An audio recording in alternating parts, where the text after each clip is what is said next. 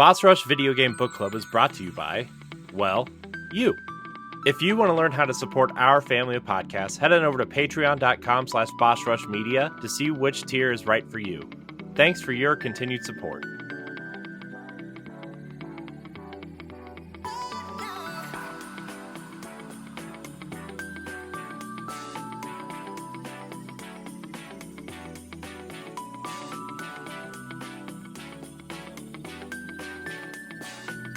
Hello, everybody. Welcome back to Video Game Book Club here on the Boss Rush Network. I am your host, Corey Derrigan. Alongside me, as always, is the Mad Pharmacist herself, Stephanie Klimov. Hey, here to talk about my most beloved franchise and a pretty awesome game.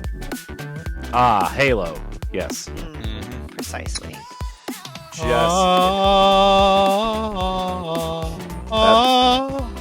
Beautiful singing voice. We're going to get copyright strike. That was so close. Is none other than PK Power, Pat Klein. Hello. Hi, Pat. too am ready to talk about Halo. Are you? Maybe it'll be a Patreon vote. Who knows? Halo Combat Evolved coming soon. Maybe. Probably not. Also joining us is the wonderful, the lovely, one of the best YouTubers on the planet, none other than Block's Game Reviews. No, that's not true. But it is. Just listen to that voice, everybody.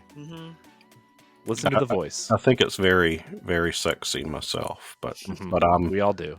It's hot. Wow. Thank you. That's why we had to do 3 episodes before you came on, because we couldn't just lead off with the voice of Block, right? We had to. I should be doing ASMR videos now. Yeah, do it. No more gaming, just ASMR. Yep. Block's ASMR reviews in ASMR. Imagine reviewing ASMR things. The way she crinkles the paper is just so relaxing and puts me to sleep. This will be our new revenue stream, Corey. Yeah. Let's do it. All right. Block, you get 35%. Oh. Of what? I don't know. Of 0. That's exciting. Yeah, I know. So you guys, if you clicked on this, you probably already saw the thumbnail or you read the title. But if you stumbled across this on accident, we are doing a 3-part book club on The Legend of Zelda, Tears of the Kingdom.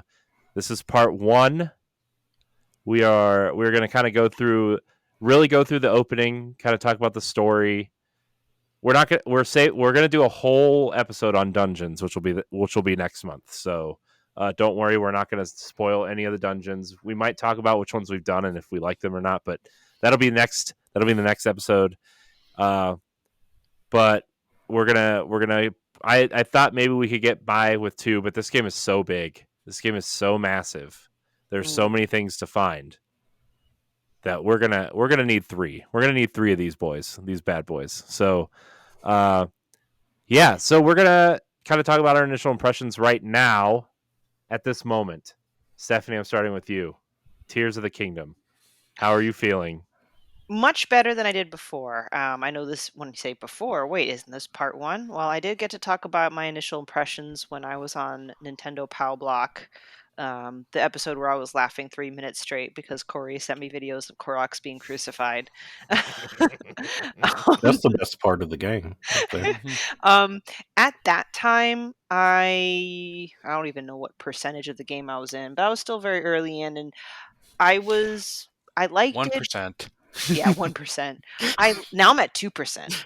Woo! I liked it, but I was getting frustrated at my own maybe lack of creativity and not getting used to certain controls and stuff like that.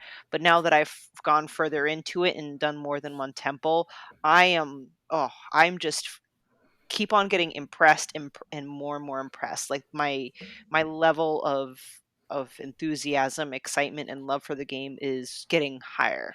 So it's the gift that keeps on giving, and I'm just loving it. I love the kind of ally system, which maybe we won't necessarily go into because they're tied in with the temples. Like once you defeat a temple, dot Mhm. dot dot. But the ally system is fun.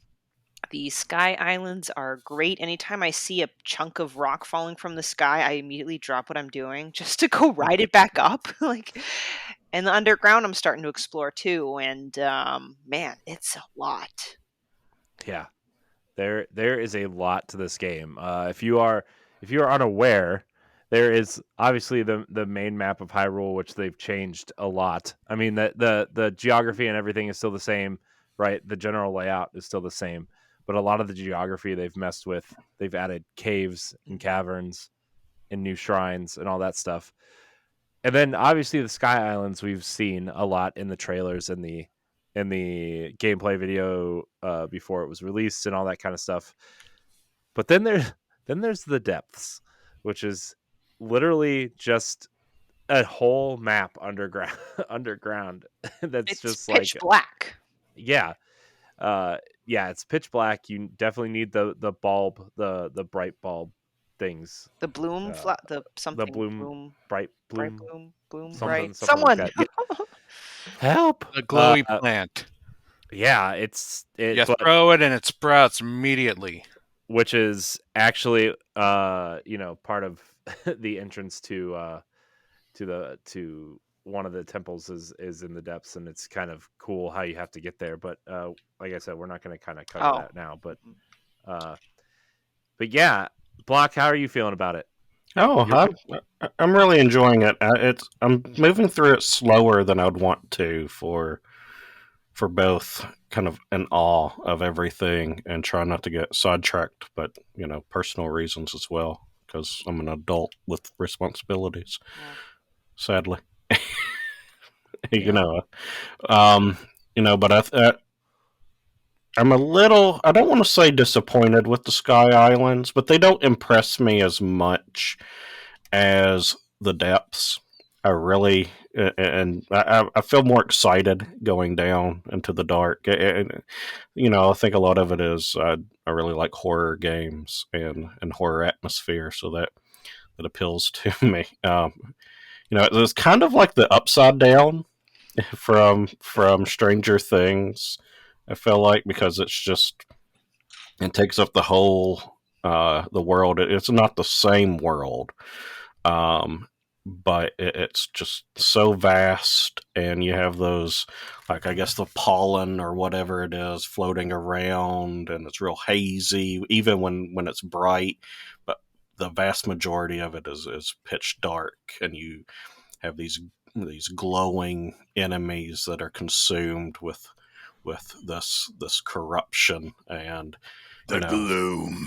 yeah, that gloom, and I really love like the challenge of like getting hit and it sealing away your health, so you can't easily heal without really preparing. It's almost like a built-in hard mode or a hard area. Yeah. Um, At you first, know, I hated that, but come on, like the game gives us so much food that we can craft that it's actually no big deal. Like there's so oh many yeah, of those there's food everywhere. sunflowers or whatever, Yeah, yeah. dandelions. The Those, dandelion. yeah.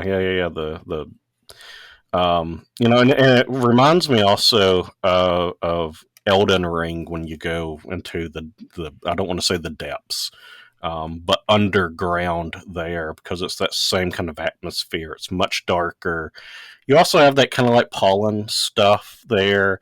There's a lot of like giant mushrooms and giant plants and that unique flora and fauna that you just don't find anywhere else. And there's that that sense that there's this old civilization, this old world that has just been buried and something new built on top of it. Um, and and what I'm really impressed with Tears of the Kingdom is that the only game that I can think of that has it in 3 layers of that you have the surface world, the world underground, but then you also have the most ancient world up in the sky. And so you're just exploring all facets of this franchise's history in a way, this history of Hyrule by going as far back as millennia. And so it's just that's what I'm really getting into right now is just kind of diving in every which way I can as I stumble upon it. Yeah, it's I'm just kind of like I'm forcing myself to not be distracted by so many things because So hard to do. Yeah. I know, especially because I wanted to at least get to a point that we could talk about some of the things, and so like every time I see a shrine, I mark it, and I go back to it when I have time. But like the one thing I kind of actually, you know what, Pat, I'm gonna ask you about your initial impressions first because there's something I do want to talk about once we get through our kind of thoughts. So Pat, what are your initial thoughts on this? Well, I really do enjoy this game. I'm kind of in the same boat with Black, where the Sky Islands are not impressing me as much as I thought they were supposed to. But that's mostly because I've done a lot of exploring, and a lot of those islands are cookie cutter. Mm. Like you'll see the same X-shaped island that has this like catapult that's in the middle. There's another type of island that has like a small cave system inside that usually hides a shrine crystal. Like it, a lot of the islands just feel the same, so it kind of doesn't make me want to explore them as much. Question though Uh, about the Sky Islands because you mentioned that. Do you mhm. still feel like it's a bit more fleshed out than the Sky Islands and Skyward Sword, at least? Wow, I said Sky a lot. Um, Skyline chili. Ah, gross. uh, I mean, there's definitely a little more to do in the Sky Islands and Tears of the Kingdom versus the Skylofts, but it's still like I'm not taking that much of an effort to go out and try and get onto these Sky Islands, Hmm. except for the one that I mentioned that was in the Thundercloud because that looked pretty damn cool, and we know how that turned out. Well, It kind of reminds me of how Mario Galaxy is in a way, in that you have all of these little small islands, part of a larger structure on some of those worlds. And some of those can be, you finish in just about a minute or so, and then you jump on to the next one. But they're usually connected to something much larger, and I like that, but it doesn't grab me as much, like you said. hmm the depths is pretty cool. It is also very empty down there as well in terms of like actually finding things, but the things you do find are pretty awesome. I found a pair of pants that glow in the dark, Mhm. and they're my favorite pants to wear in the game now. You can take those clubbing. hmm Yeah, they're called the minor pants. I also found a fierce deity mask, which ups my attack, and also a robe that helps fight corruption, or it, What? like protects you against corruption. I hmm need to find that. I found the robe. I have the miners shirt. The So you have top. a glow in the dark shirt. Yeah, it's a top. It's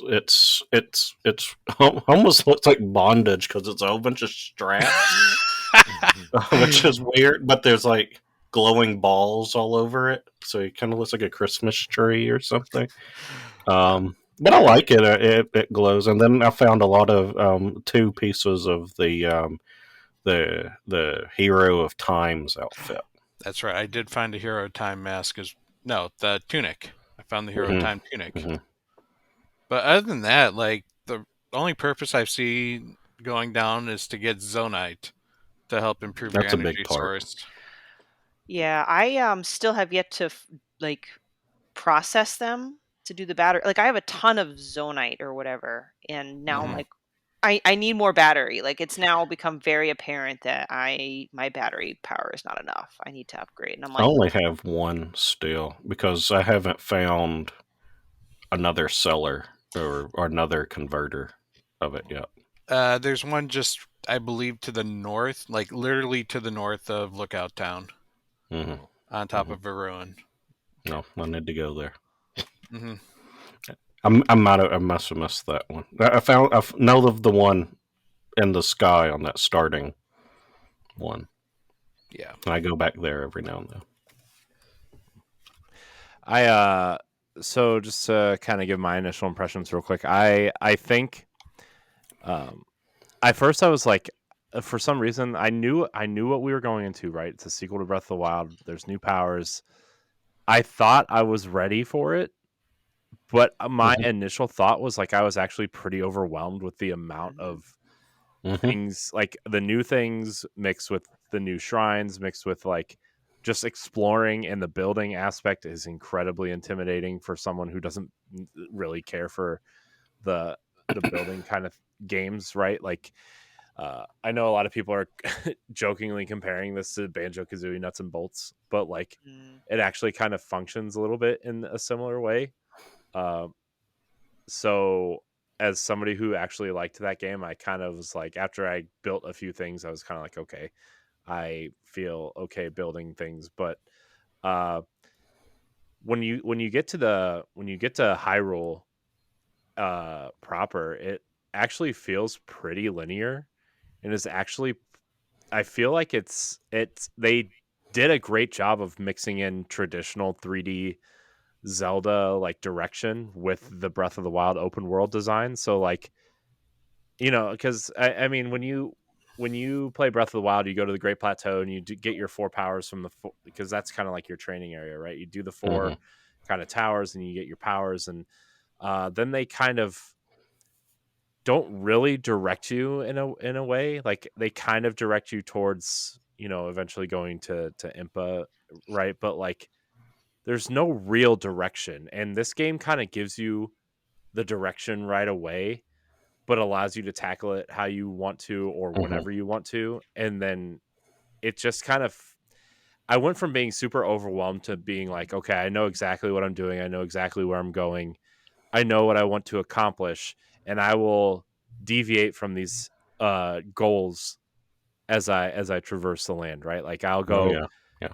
do the shrines over here while I'm on my way to Eldon, or you know, I I ran into some guy who led me to Impa, and this was the conversation we were having on Pal Block, Stephanie, of like I found Impa, and or I found this guy who led me to Impa, who led me to the hot air balloon, and you see the designs on the ground, right? And like Mhm. Mhm. that led me to the tiers, right? And it's just kind of like, oh well, yeah, this is great. This is a great mix of traditional 3D Zelda mixed with Breath of the Wild formula. And Question. Oh, go ahead. oh no, go ahead. What question? On Breath of the Wild, which one did you guys go to first? Which temple? The Mhm. water temple. The water. Yep. Water, yeah. Mipha's. Yeah, Yeah. yeah. Yeah, that was the thing because everyone I know, unless they really are trying not to, Mhm. feels like they went to the water first, and Breath of the Wild does it in a kind of subliminal way Mhm. of nudging you there. This one, it's more overt because Mhm. everything's like, oh well, Impa is over here. Oh, and the newspaper, it's Mhm. over in the same area. Oh, and there's and what is the newspaper saying? Oh, there's something going on over in that same area where everyone else is. Mhm. So it feels more overt in this one, but they do a masterful job of Mhm. guiding you without it beating you over the head and in a very closed, gated way of forcing you there. No, you're right, because Yeah. I remember for Breath of the Wild, it's like the natural progression of going to Impas, and then near there was a Zora out in the wild, so to speak, saying, Hmm. "Oh," and then on the way there or around there, there's a traveling Goron, and then that hints to, so it has this very, like you said, subliminal, and I feel like it's a little more different here, and I guess Hmm. it's a good thing, but maybe for someone who's indecisive like myself, I get overwhelmed. Not the Yeah, game's Yeah. fault. I was Yeah. overwhelmed too. Yeah. And I actually think simplifying like the weapon stuff, like uh not just fusing weapons together, but like, oh, I only need to find arrows, and then I can attach things to the arrows to add different effects to them, instead of having, oh, well, I need ice arrows specifically. Yeah, I love Or that too. yeah, it makes it so much.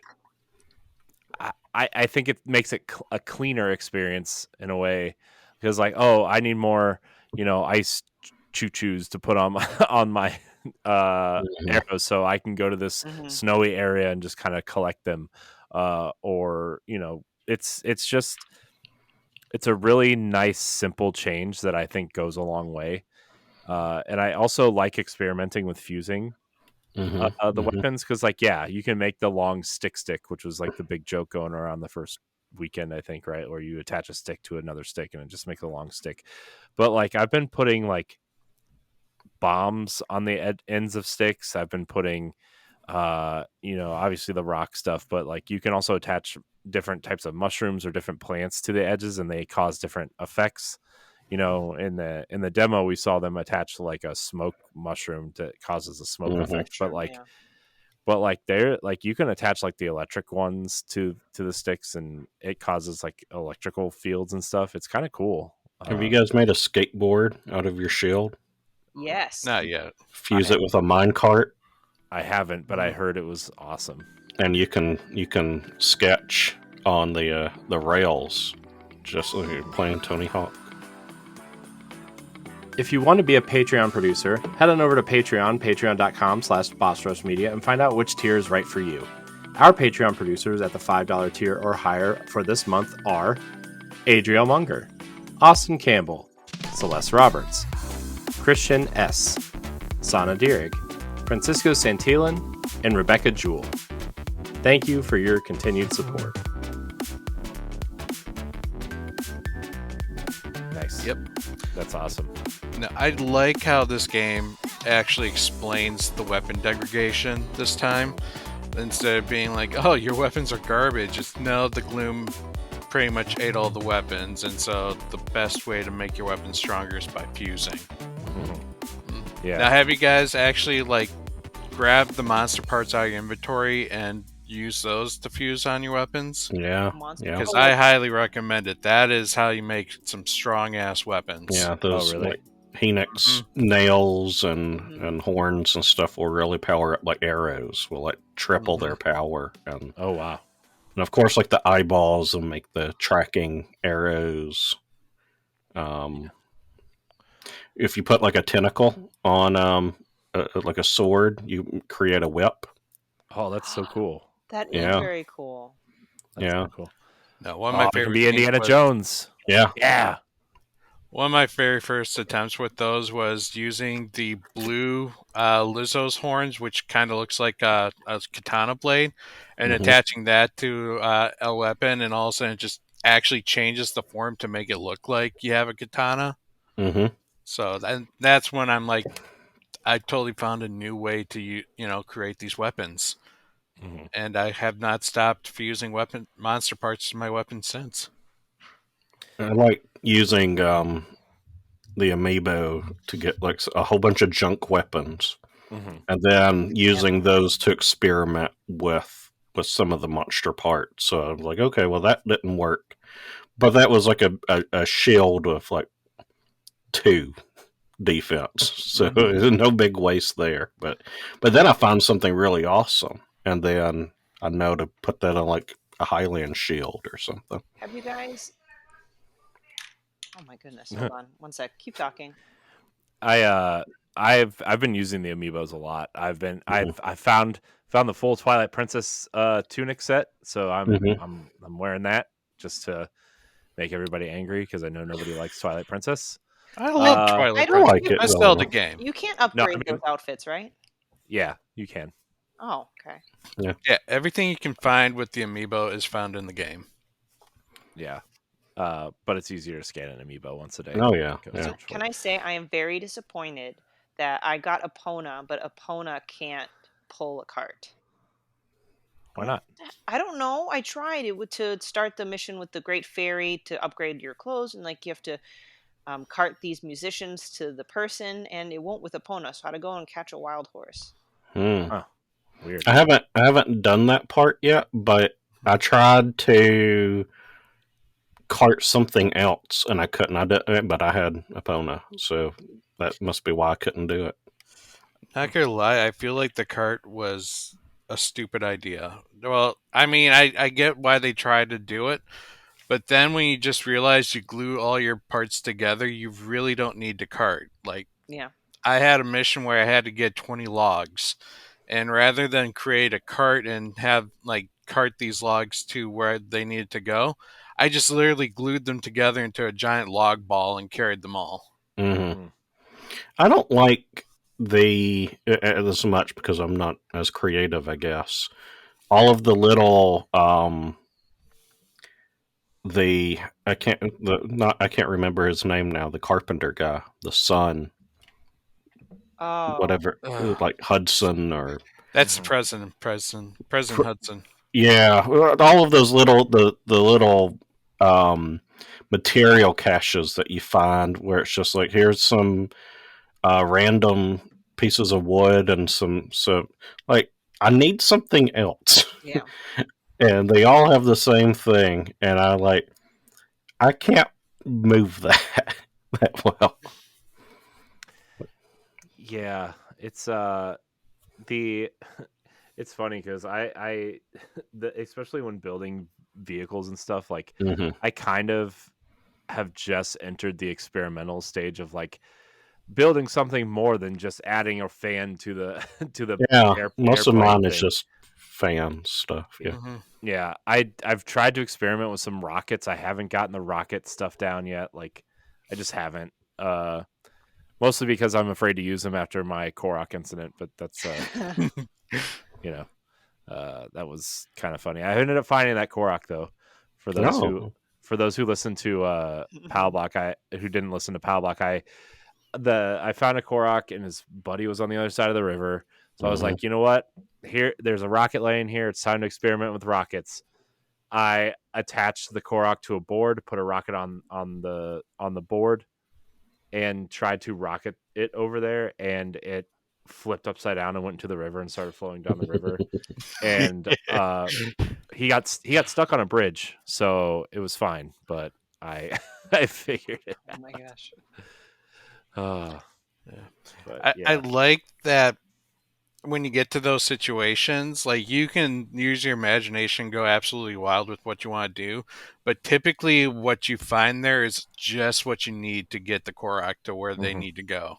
Yeah, Yeah. and Yeah. that's the thing too that I like is like if you don't want to really engage with the building stuff at all, they provide you with the tools to do it Hmm. as simply and as efficient as possible. Or you can be one of these you can build a giant mech and walk around the world if you want. Have you seen these things? Did you Yeah. see Yeah. there Mhm. Nintendo Life had a whole article on like all the things that people have built. Somebody built a mech, someone built an orbital laser shooter. That's There's awesome. a website that I have bookmarked. I think that maybe I don't have it bookmarked, but it's someone has compiled as like creations that people have done, Oh, that would um, be nice. Yeah. and like puts a step by step like how to build this and what materials you That's need, cool. and it has like that orbital strike thing and the the the wicker man with the flame throwing part, Mhm. the appendage. Yes. Yes. That could everything from like here's a simple cart to the most absurd thing that you can think of, and I haven't used it. I need to find it and I can send it to you, um, but it's interesting. I really look forward into like 5 years. What kind of craziness will people Yeah. have on there? Yeah, by the next time they announce the next Zelda game, we'll Yeah, know yeah. all the crazy things people are building. Um, yeah. So where do we want to go next? So I do want to talk about the opening of this game Yeah. Let's because start. Mhm. Let's it is rewind. very it's definitely the opposite of Breath of the Wild, right? Because obviously Breath of the Wild kind of opens and you run out of the cave and you jump up the wall, and the story doesn't really start until like you're well into your adventure. Where this is just kind of like, man, it just kind of kicks off. You're underground. You start where that initial trailer kind of starts off. Although that weird elephant animal is not with you, but that's It's another Yeah, story for you're a different day. underneath the castle, Hyrule Castle, with Zelda. You have all your hearts, you have all your stamina, right? Hmm. And Hmm. you're looking at all this architecture. And I think Zelda said, initially they've been told by her father, the king, like not to explore the depths because of Hmm. plot reasons. Yeah. But now they are because people are getting afflicted by the gloom. Yeah. Yeah. Hmm. The gloom, which is you actually get gloom, like we kind of mentioned it earlier, but you get gloom damage from specific enemies and places and the weird goop that's on the ground that like you can't refill those hearts once you get that damage, which is like kind of cool and kind of crazy at the same time. Mhm. But like as you're walking down, you kind of go through and you come into this room where there's a bunch of murals.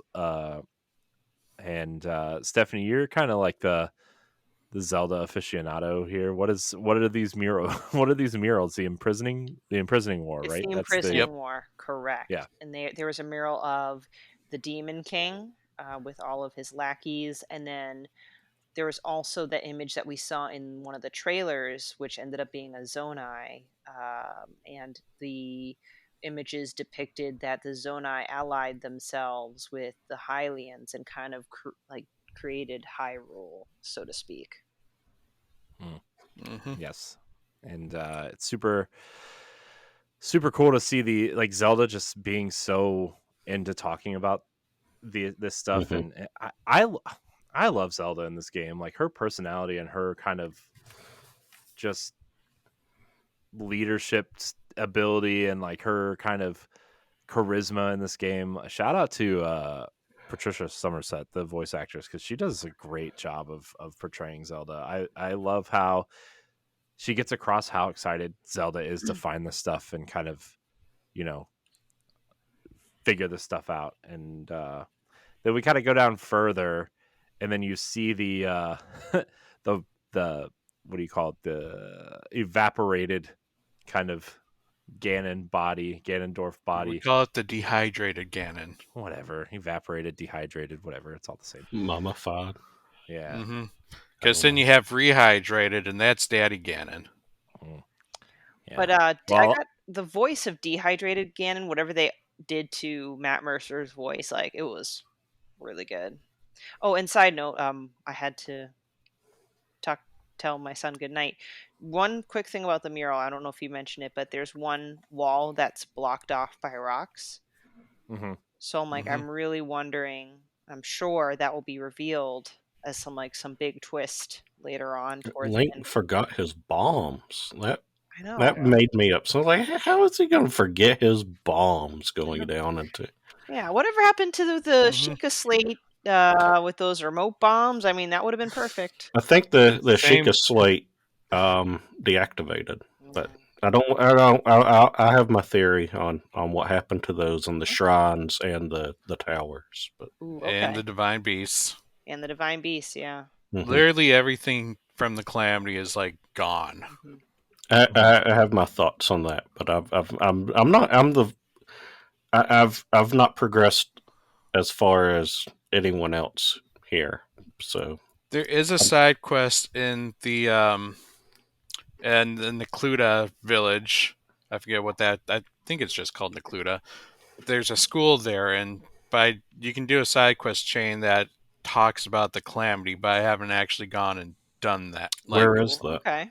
In that's all terms the way of in the east. That's where okay, the professor was in the Breath of Wild. okay, I got you. Yeah, the Oh, laboratory. Akala or Yeah. something. Mm-hmm. And That's right. then yeah, and then we kind of see Zelda fall, and Link kind of gets his Oh, his like can I when break this Ganon wakes up. down? Yeah, Because this is going really fast, but I want to really get into how much of a masterpiece I think this is in the beginning. yeah, let's do it. Because when they first show up, the hand that's holding Ganondorf, dehydrated Ganondorf, down, just falls down. Whether that was prophesized or something, it shocked me because usually, like, what are the odds that the hand that holds Ganondorf down just falls down immediately? You think like maybe they'd touch it by Mhm. accident or whatever. And then that's where that what looked like a tear, but it is actually a stone, we can get into later, that Zelda Megatama. yes, that Zelda picks up, and that's when Ganondorf kind of reanimates and sends all this goop, which is gloom slash malice slash whatever, Mhm. and Hmm. it consumes Link's arm and sword. And I thought it was kind of funny because the sword shatters and a piece of the sword just nicks Ganondorf's cheek. And he's like, seriously? This is the sword that seals the darkness? I think that was a pretty big power move that it just like only just barely gave him a little paper cut. Yeah. Hmm. Yeah, that was a good moment. I really like how like Link's like they actually show Link like his arm is like kind of burned and like melting away almost, right? And Yeah. he kind of reaches out for Zelda and misses, right? And then we kind of wake up and Link is kind of laying in this tomb where the Zonai arm has kind of been attached to him, right? And that's how we kind of figure out how he gets Mhm. this new kind of arm. And Rauru is there, and we kind of learn more about Rauru and who he is and what he is, which spoilers Zonai. And later on, we kind of figure out who he really is, and it's just kind of crazy how they just attach this arm to Link because his arm was beyond saving.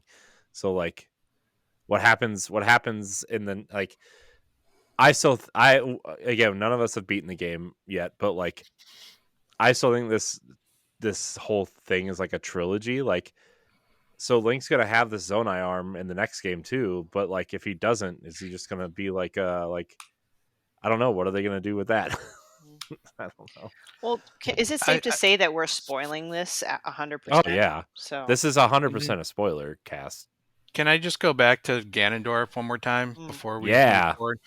I really liked what I liked about that scene was it established just how freaking powerful he was, being at his lowest peak mhm, and completely decimating the Master Sword and Link's arm when Link is at full power. yeah, And it's Mhm. like if that's what he can do when he's just waking up, what the hell is he going to do when he gets his full power? exactly. Right. Yeah. Uh so Okay, yeah, continue. so let's we kind of walk out into the Sky Islands for the first time. Mhm. And all the Zonai technology is kind of either fighting you or giving you things, I Right. guess. So this is where, like, first spoiler. So Rauru was the former first king of Hyrule, which shocked me. I'm like, oh, the first king of Hyrule was a Zonai. That's rewriting history. We won't acknowledge Mhm. the timeline at all. And but yes, the constructs, which kind of was my guess with when another trailer you saw the construct also fighting a chew jelly chew thingamajig. So there's Mhm. the regular soldier constructs, so they have been programmed just to attack any threat, like any threat, doesn't discriminate. So it'll attack bokoblins, chews, and yourself. And then there's steward constructs. Um, there's also forge constructs, like other types of constructs, but those are benign. Those are the ones that Mhm. basically are there to give you the written tutorial when you talk to them. Mhm. Mhm. They're adorable though, because when you practice swinging your sword or doing something, they kind of cower and say that they're in danger. So yes, the Great Sky Island is populated with lots of constructs, whether it's soldier or steward, and you go towards what they call the Temple of Time. What? Yeah. You mean the one that was down on the Great Plateau was not the actual Temple of Time? This one's had a glow up. Yeah. I mean, it's like an upside down pyramid. It looks cool. It looks cool. Yeah, I was kind of wondering like how does this like does every kind of civilization have their own temple of time, or does like like is this the real temple of time, and like the temple on in the Hyrule kind of land, kind of like a, kind of like how kind of how like the Vatican is like the main Catholic kind of whatever, but then like there's a ton of Catholic churches just around. You know what I mean? Like, is that kind of what we're a situation we're looking at here? Maybe. I wonder, and this goes into another spoiler of where Zelda is. That when she falls and she disappears, she goes all the way back to the formation of Hyrule and is with Rauru and all of that. And you at least see snippets as I've played that she is instrumental in helping that formation of what they're doing in Hyrule. I mean, Hyrule's been established, but she has she knows of the Temple of Time from Breath of the Wild and all of that. Timey-wimey stuff that we'll go Yeah, into. and so and again, without me having beaten the game and everything, I wonder how much of the constructs and the Temple of Time and stuff isn't Zelda saying, we need to build a temple here. Let's call it the Temple of Time. We need to have these constructs here. And this is what they're going to do because the first the first hint that that's where she's gone is right there at the beginning where she has the Pura pad, and one of the first constructs comes and is like, "Oh, there you are, Link. Zelda told me to give you this, and I've been holding on to this for a very long time." And he has the pad that she had, and so I just wonder how much of this is timey wimey kind of stuff and not. Yeah, You're I mean, diving into some interesting things, and I'm not going to spoil what's going on with that just yet. But just note you're you're thinking in a good direction here. mm-hmm.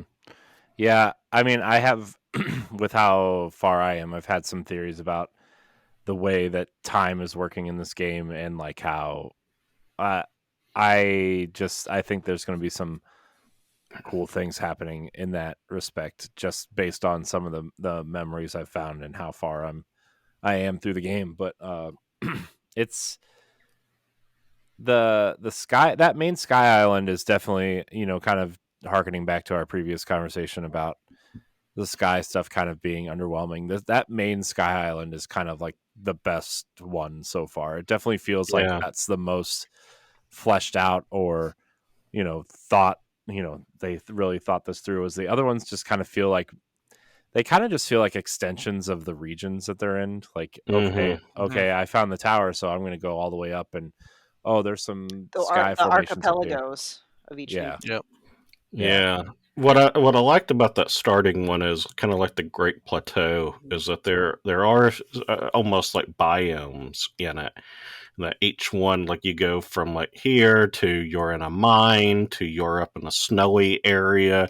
Here's some water, and that feels like a island, so to speak, what you would find in many other games exploring. And then the others are just like here's a little thing, and Right. you finish it pretty quickly, and then you just hop on over to the next one. Yeah, I'm glad you mentioned the Great Plateau because there's just, generally speaking, a lot of similarities with this entire intro section, from waking up from a grave near death injury, like the Shrine of Mm-hmm. Resurrection and the Mm-hmm. Room of Awakening, to this Great Sky Island, which is like the Great Plateau where there's a snowy, icy area, blah, blah, blah. But last but not least, there are shrines here. Not the same Sheikah shrines, but Zonai shrines, and there's four, no, There's four, three. three? there's You have Uh, four. four there's a total. fourth one. Yeah, a Yeah, fourth at the end. and you get defeat or complete all four to get your new Tears of the Kingdom abilities, which in that area is Fuse, Ascend, Rewind, and Ultra Hand. So I know that's a lot, but I guess what do you guys think of the shrines? I don't know if you want to just talk about these ones on the Great Sky Island or shrines in general, but I will say I do like these better than Breath of the Wild shrines. Agreed. Drop something. Sorry. These shrines are, for me, a lot more easier to understand and don't rely entirely with luck and like mixing in like all these different powers together to try and get like whatever you need to achieve. Like a lot of them involve constructing stuff and using your ultra hand abilities to get to one point to the other. And I feel like it's simpler. And when you solve these puzzles, it still gives you that satisfaction that you did something cool. Yeah. My favorite thing is I don't have to do this anymore of moving my whole switch around to move something. Yeah. God, I But you just didn't like recently. you didn't like doing that with the giant ball and kind of having to like turn it upside down and kind of do No. one of these things and Nintendo, stop throwing gyroscope. Stop making And gyroscope. I can understand it. So I recently replayed Breath of the Wild in anticipation of this, and and I was thinking back on that, and I can understand with the Wii U having that because I can look at the screen if I'm playing it that way. I can look at the screen and I can move the controller and I can see what I'm doing. But in handheld mode, I can't see a damn thing when I'm like turning the switch upside down backwards, and that was just like there was more than once I went, you know what? I've beaten this game before. I'm going to look up the cheap method of getting this damn ball. Like I'm bald enough. I don't need to lose more hair trying to complete this puzzle. I will say this. I'm actually probably the most amenable to motion controls and gyroscope. I actually don't mind it at all. I'm one of the people I, that really don't, but usually, yeah. Especially aiming with a bow. That when I did that with Wind Waker HD on the Wii U, that was magical. mm, That was worth buying a Wii U just to do that. That was just like this feels so great. It was that great mixture, and I think this is what the Switch and Wii U um, have done really well, as opposed to the Wii. Is that good mix of traditional controls with just enough motion. You get it with Splatoon as well. mm. That just enough that really elevates the experience. But just doing that in those temples in Breath of the Wild, that was just so frustrating to me. I get it. I don't know how to put it in words why I like these shrines better because I know Mhm. some of the traditional shrines in Breath of the Wild were physics based, but I don't know. I feel like all of these are very physics based. They Yeah, are simple but streamlined. I think they're easier but more fun. Hmm. There's almost Yeah. like a progression with them too. Like the first room kind of teaches you the mechanic of what your goal is in that shrine, Yeah. and then the next one just tweaks it up a little more, and finally you get to like a third puzzle, which is like Hmm. the culmination of everything that you attempted in that shrine. Yeah, Yep. absolutely. Yep. So I think of it like the Mario progression of that first Mario stage being like that first jump. There's no pitfall. You're fine. You learn how to jump. The second one, there's a little danger, and then the third, is even more difficult. It's, yeah, I almost feel like that they so before when Breath of the Wild came out, like Zelda hadn't really sold like I mean it sold well, but not like Mario numbers, right? This and when Breath of the Wild, some of those shrines were kind of just like obtuse just for the sake of being obtuse, and it's mm-hmm. like I wonder if they changed the design, how their design philosophy was for these shrines because they expected this game to sell more. Mm. Because and it's the same reason why stuff like God of War every 5 steps, like somebody tells you, "Oh, did you see that over there?" you know, and like, Yeah.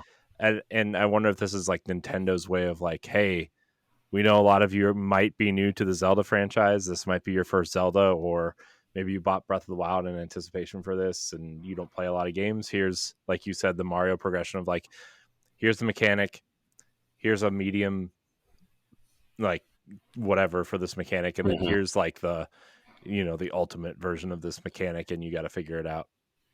Early in the Switch's life, I noticed that, like, Breath of the Wild was really changing that Zelda formula and going one direction, and then Mario Odyssey did the same thing. It felt almost like the Mario Breath of the Wild in a way, because it just changed how things were. It was a much more open world. It was much more exploration and experimentation, and but you get a lot of that little progression type of stuff in Mario Odyssey, and I think with Tears of the Kingdom, you might have, Odyssey's team learning from Breath of the Wild and Tears of the Kingdom learning from Odyssey, and you have a lot of this, internal learning from each other. Yeah, I mean, don't forget Monolith either. Monolith Yeah, did a Mhm. lot of the Monolith. design work on the, at least the filling out the world and making it feel like it's hmm fully realized and lived in. Which, that's another thing about this world too that we haven't really discussed, is like this world feels more alive than it did in Breath of the Wild for some Yeah, reason. Like, it feels yeah. like there's a lot more smaller encampments of people there. You know, the towns are busier. Like, it just feels more lived in and more Mhm. engaging. Well, it shows progression, right? Because in Breath of the Mhm. Wild, the calamity happened, so all of civilization kind of broke down. Where in Tears of the Kingdom, once you leave the Great Sky Island and drop down onto land, society's starting to come back together. You can see the little camp Hyrule crested tents right outside of the castle. Like they're finally starting to rebuild the civilization. Yeah. Yeah, and I really like how um, it kind of shows that they're kind of gearing up for some sort of fight, some sort of war against the Demon King, right? Like, it seems like I don't know, it just seems like there's a lot of pockets. It almost reminds me of the way like they've been portraying Star Wars in a way, where like there's these Mm. little rebel pockets, uh, but obviously like the Demon King hasn't taken over really yet. I mean, things are starting to happen, but uh, it really seems like they're preparing for the worst, and I like that. And like, look out, what is it? Look out, Landing. landing. Mhm. Yeah, I kept saying lookout point I know. I in, kept in saying that some of too. those posts. And Yeah, I kept saying that too, and I was like, that's not right, but I don't remember that's what it that's is. Fallout 3. Mhm. Another post-apocalyptic Yeah, thing. right. I really like how like there's this central hub of a place to go now too, right? Where, yeah, in Breath of the Wild you had a couple places you could go, but this really feels like this is your hub. This is where you go to kind of like do things for uh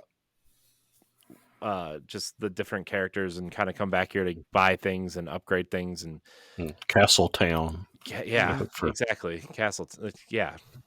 So It's even in approximately the same area, a little south, but yeah, close enough. close enough. Close enough. So we only have about 20-ish minutes left of the in time, but I kind of want to talk about some of the early characters that we've met. Obviously, we've met Rauru, and uh should we talk about Sonia? Do we need to talk about Sonia, which is She kind doesn't of like, appear until one of the geoglyphs, right? So yeah, Mhm. Yeah, yeah. kind of like that first one, I guess, when you meet Impa. So I mean, I guess we could probably talk about her a little bit. Um, I don't want to She get has a into, lot of hair. yeah, Mhm. yeah. So does Raru. Yeah, hairy people. Uh, I don't want to get into any of the. We've kind of hinted at the companions. I don't want to really talk about them because they're kind of tied to the dungeons.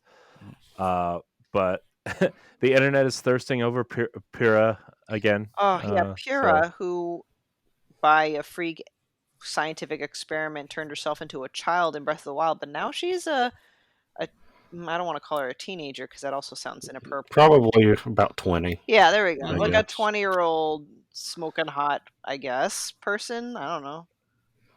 yeah, Sexy librarian. Yeah. kind of. Yeah, we'll say that. Mhm. Yes. But anyways, the internet is just like all over this, and it's kind of like, all right, guys, you guys need to like, I don't know I've what you learned need that to do, but You know what? Let the internet have their time. If the ladies want to, be hot over Daddy Dorf, then let the guys have their Pura.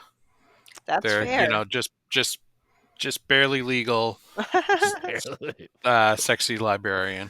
I've just learned that it's that rule, 36. The internet will thirst over anything Mm. and true. everything. They Because when Breath of the Wild came out, Oh, the things that I saw of the uh, Tetsu or Hetsu? Hetsu, Oh yeah. gosh. And it was like, why? Why is this a thing? The internet. Oh yeah. No, And I then- mean people were Mhm. shipping Sidon and Link, and there were Yeah. some illustrations that were floating around the internet Yeah, that I and then didn't want to see. Don't look up anything on the internet. Don't put in anything. Just don't even look. And then when Don't image search. Age of Calamity came out, and they had young Impa in there, and everybody was like all over that too. Yeah. Pura internet. was also kind of a teenager in that one as well, if I remember. Yeah. I went back and I looked because I was like, is that the same? I don't remember her looking like that in Age of Calamity. So I looked back and it's completely different design. Yeah.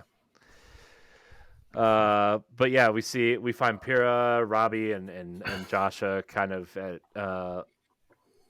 Lookout Landing, and they kind of walk you through some of the Zonite stuff that you find in the Sky Islands, which will prove to be a very valuable resource, it seems, when you're trying to upgrade things. Well, and and then- actually, that's important to point out. So, even though you as Link have gone through all that stuff, I mean, I almost said down on Earth in Hyrule, they've only just witnessed Hyrule Castle being lifted up from the ground with all this gloom, and they've coined it upheaval. So, there's this upheaval event where the castle rose from the ground, a ton of caves became accessible, and like a lot of holes. Holes. Holes. Gloom filled holes. So Yeah. Very sad holes. that kind of goes back to what I was talking about before, and I hope this doesn't get too off track. But those gloom-filled holes, a lot of them are in places where shrines were in Breath of the Wild. Ah. That's where I think the shrines went. Was that they collapsed and went because they had to come from somewhere, and they went back down into the underground, and That's a good now point. you have these big holes. There you go. Yeah, that's a good kind of. I didn't really realize that until you said that. That's kind of it's kind of cool, actually. Yeah, it makes sense. But yeah, And then the Hylians, they don't really know. I don't think they've necessarily made the connection 100% with what's going on with the Zonai, right? They're just having a lot of researchers out there that are trying to connect Zonai to this, but I don't think any of them are very privy to what Link already knows. But like you said, Corey, Pyrrha and her two folks, they're kind of like heading up this investigation because Link and Zelda vanished while they were exploring in the castle the day of the upheaval. Mm-hmm.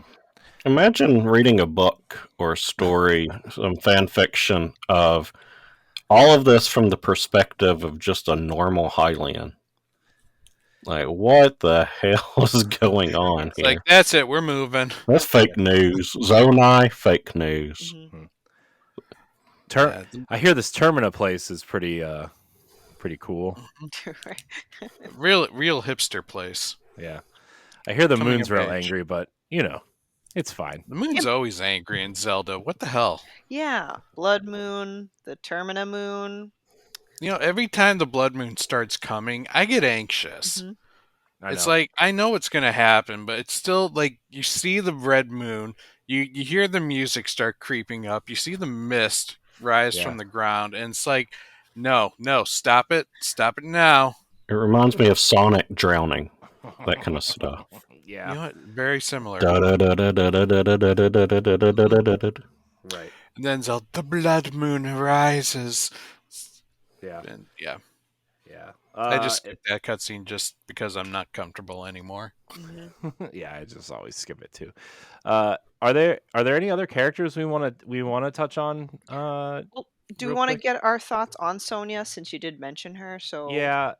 I mean, I've only seen her in a cutscene or two, right? I don't have a lot of opinions, but but we at least know who she was because she was in the final trailer, and we're like, "Oh my gosh, is this Zelda reincarnated as Hylia? Is this Hylia?" Like a lot of us Yeah. were theorizing if it was Hylia. It's like, no, she is a Hylian, a Mhm. Hylian that was married to He gets Raru. freaky with a goat dragon. I know. Yeah. Imagine what that's like. And then you're like, wait a minute, Zelda's part goat dragon? What?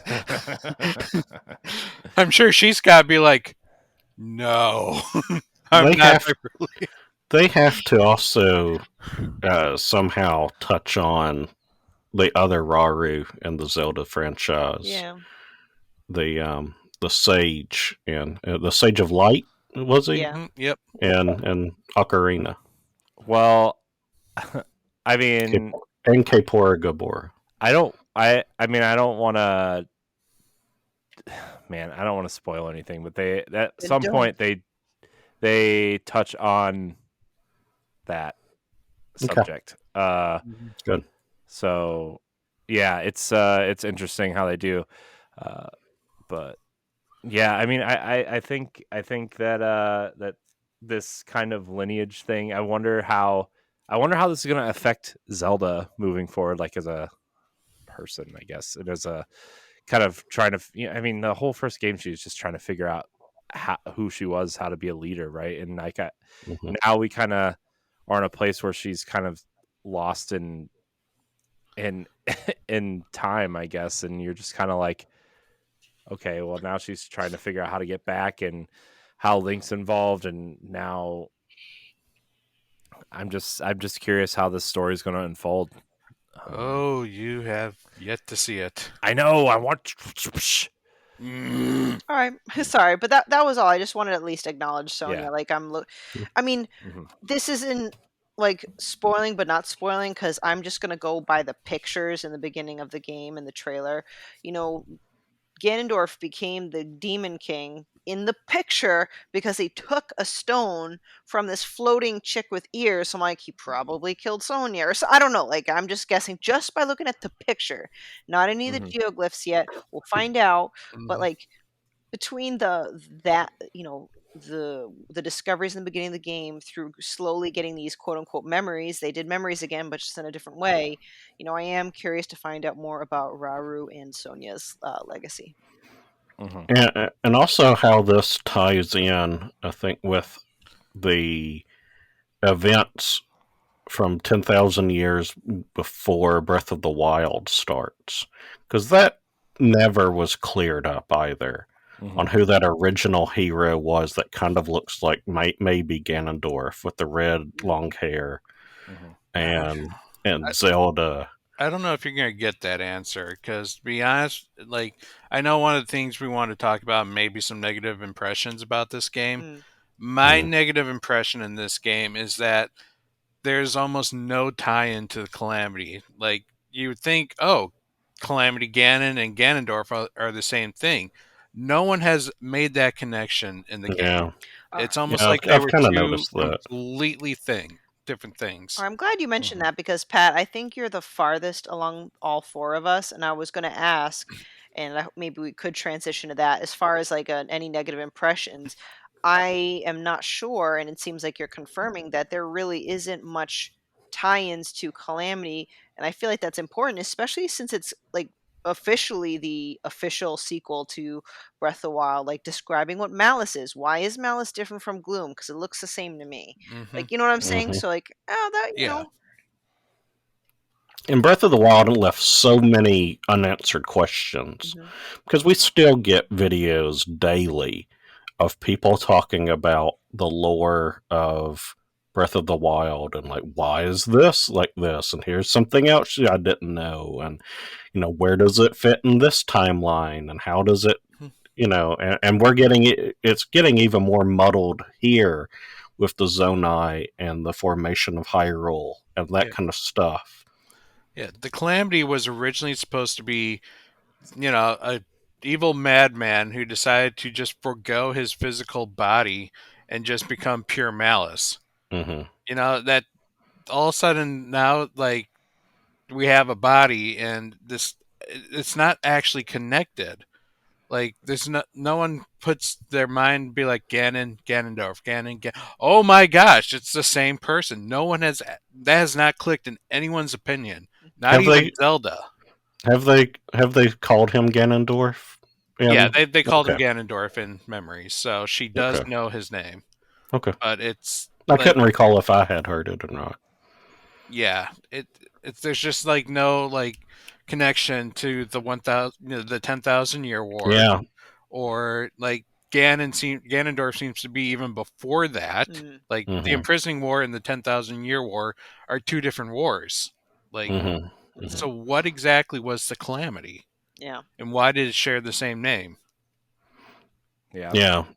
Yeah. When I was replaying Breath of the Wild, and because it was only the first time since it came out that I was replaying the whole thing. And I was like, was it really 10,000 years? Because that really stuck out to me. Mhm.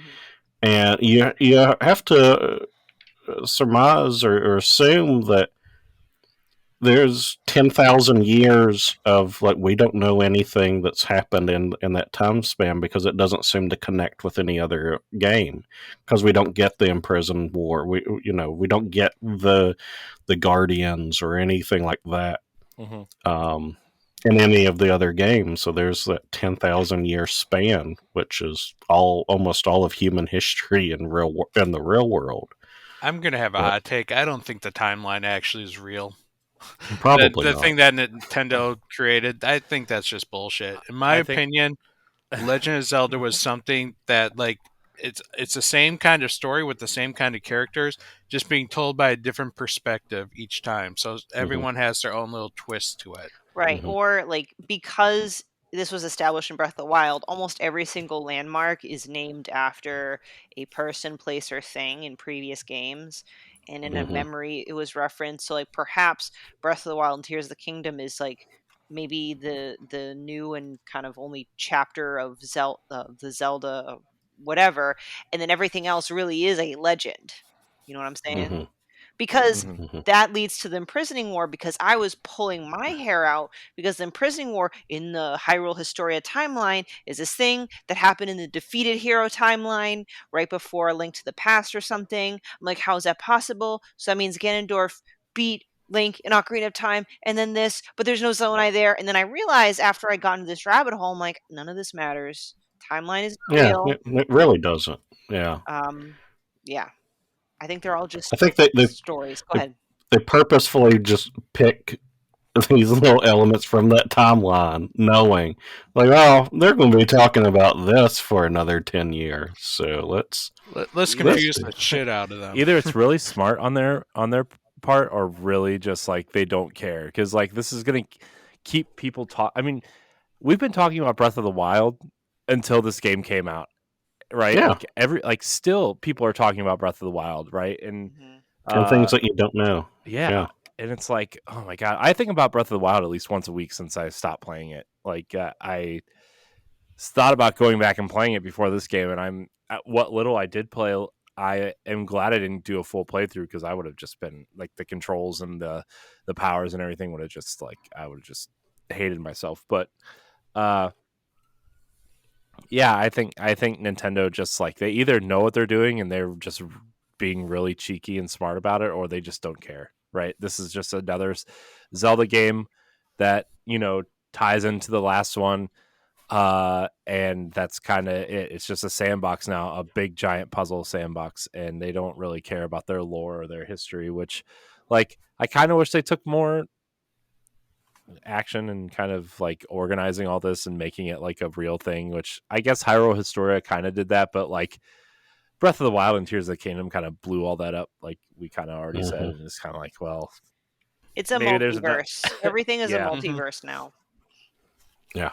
Every game, movie, TV show, Mhm. it's a multiverse. Yeah. So that means Hyrule Warriors was canon. Oh my gosh! The original Hyrule Warriors. Didn't they kind of already confirm that? Like Hyrule Warriors is canon, and then Age of Calamity is a direct sequel to Hyrule Warriors. Like, it's so stupid. That villain from Hyrule Warriors too. Mm. That's my thirst. I'm sorry. That was too much. I remember when I got that, and my mom came in. That was it's always that one time that you get that one weird scene, and she hadn't seen me play a single lick of it. And, I'm like 10 some hours into it. You got to fight her that one time, or that first time, and she's all just, and, what are you playing? Zelda. Always the inopportune moment, right? Because Always. I mean, I did that when I was playing Bayonetta 2 when it came to Switch, and I was like playing the opening thing, and then my wife walks in, she's like, "What are you playing?" I'm like, "It's not what it looks like." I mean, it kind of is what it looks like. I can explain. It looks like. It's Bayonetta. It's the whole game. Yeah. So, all right. So we kind of already said that next edition of Book Club will focus on the dungeons of Tears of the Kingdom, but I kind of want to get your spoiler-free thoughts on the dungeons you have completed. I did the Elden dungeon first, and now I'm in the Wind Temple now, and I I am so happy that like it's not traditional dungeons. It does kind of feel like an extension of the Divine Beasts, but they're Thank you. way Yeah. they are. I feel like they are way better crafted than the Divine Beasts. I feel like I just feel like there's a lot more to them.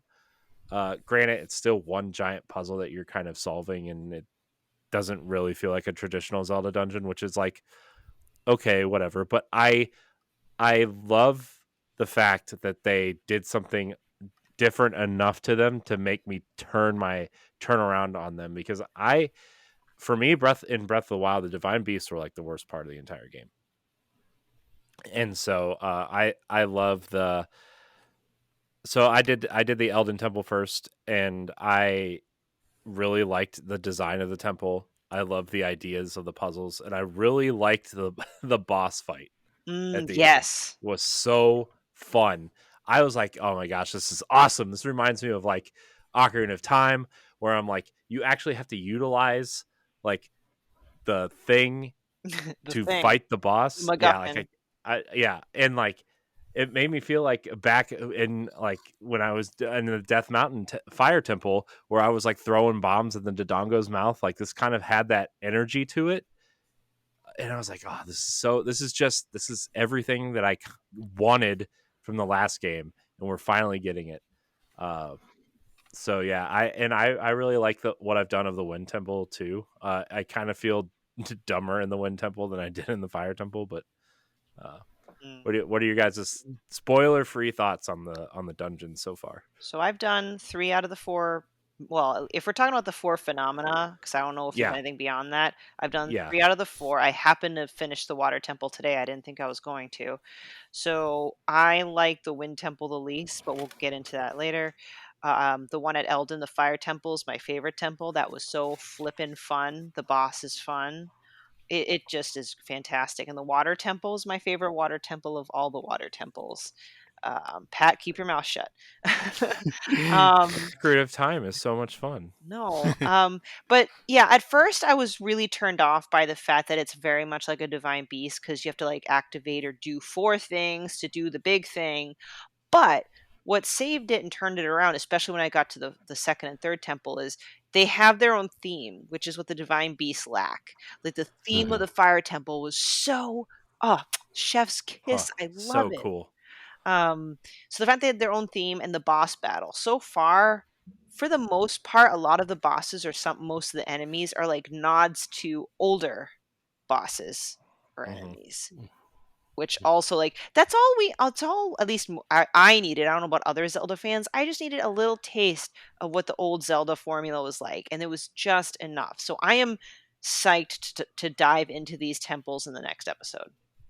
Yeah, me too. Mm-hmm.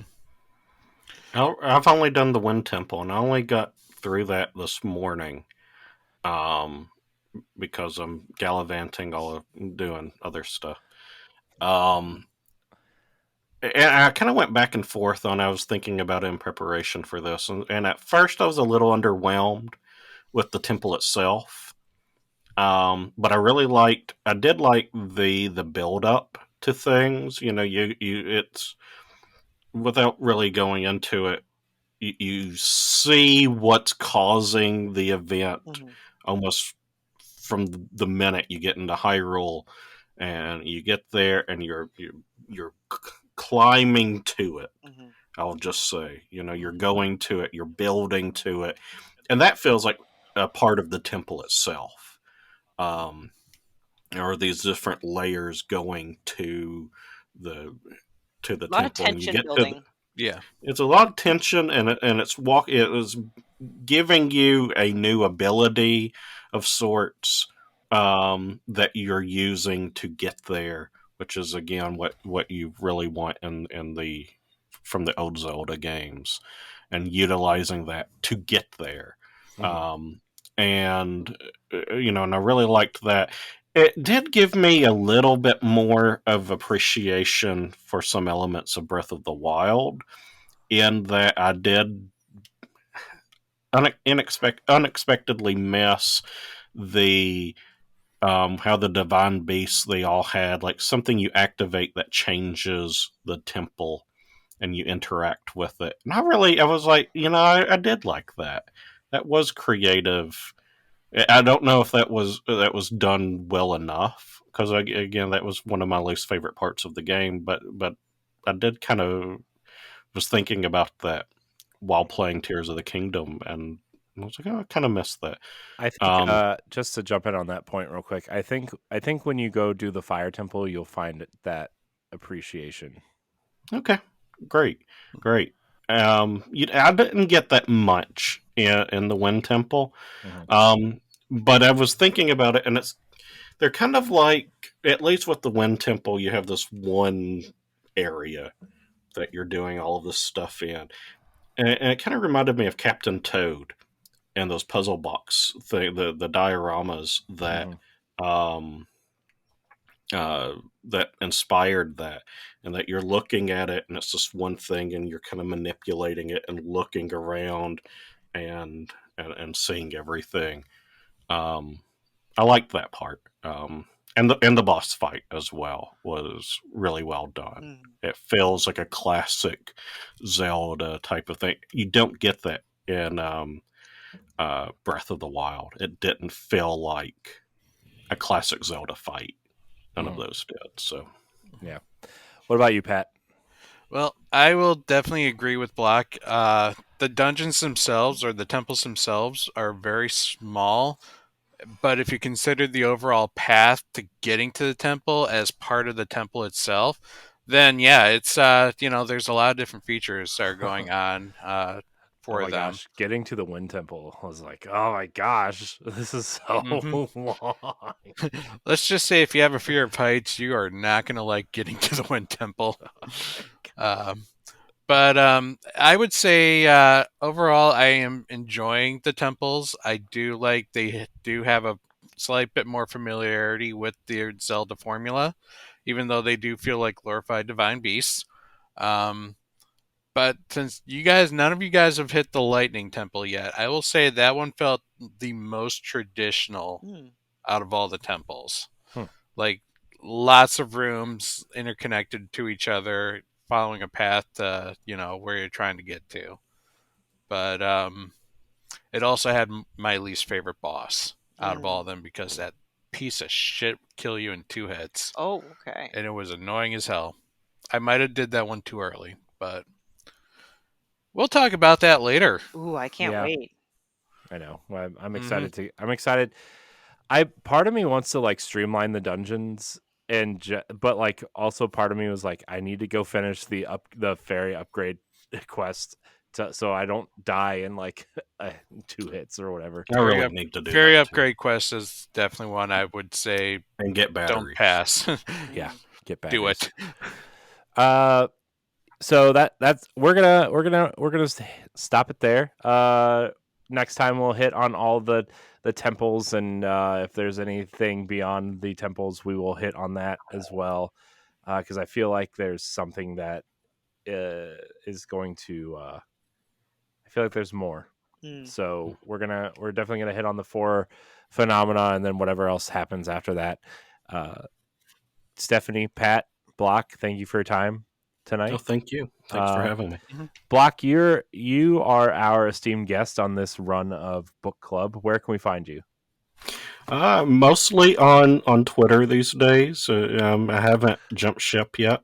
My Twitter handle is BlocksGameRVWS because it doesn't all fit.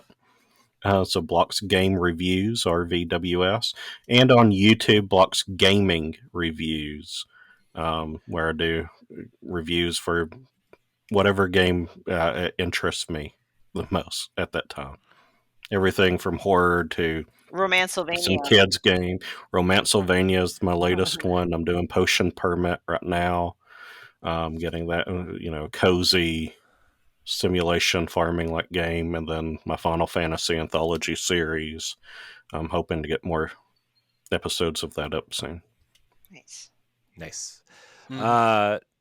Remember, you can find this on Patreon at the last Friday of every month. If you want to watch on YouTube, you can find it 2 weeks later over there on youtube.com/Boss Network. Check out all of our content on bossrush.net, where we are all present in some form or fashion. Join the Discord. Follow us on social media at Boss Rush Network. I want to thank everybody for watching and or listening, and we will be back next month with another video game book club for Tears of the Kingdom. Goodbye, everybody. Yeah. You found me. The Boss Rush Podcast is a product of Boss Rush Media, LLC, and is recorded from our headquarters in Akron, Ohio. This show is produced, written, and directed by me, Corey Deering. My co-hosts are Stephanie Klimov, LaRon Dawkins, and Edward Varnell. You can find Stephanie at Klimov_author on Twitter and Instagram, as well as on the EXP Cast. You can find LaRon at Exodus803 on Twitter, Instagram, Twitch, and YouTube, and also on Crossroads, the video game podcast. You can find Edward at ThatRetroCode on Twitter and Instagram, as well as hosting Nintendo Palblock. You can follow me on Twitter and Instagram at IamCoreyInHD, and find me hosting Tower Casuals, the Destiny podcast, and co-hosting Nintendo Palblock. Find the Boss Rush Podcast on all social media platforms at Boss Rush Podcast. You can also follow Boss Rush Media and Boss Rush Network on all major social media platforms. Join the Boss Rush Network Discord and Facebook groups to interact with other friends and fans. Thanks for listening, and we'll see you next time.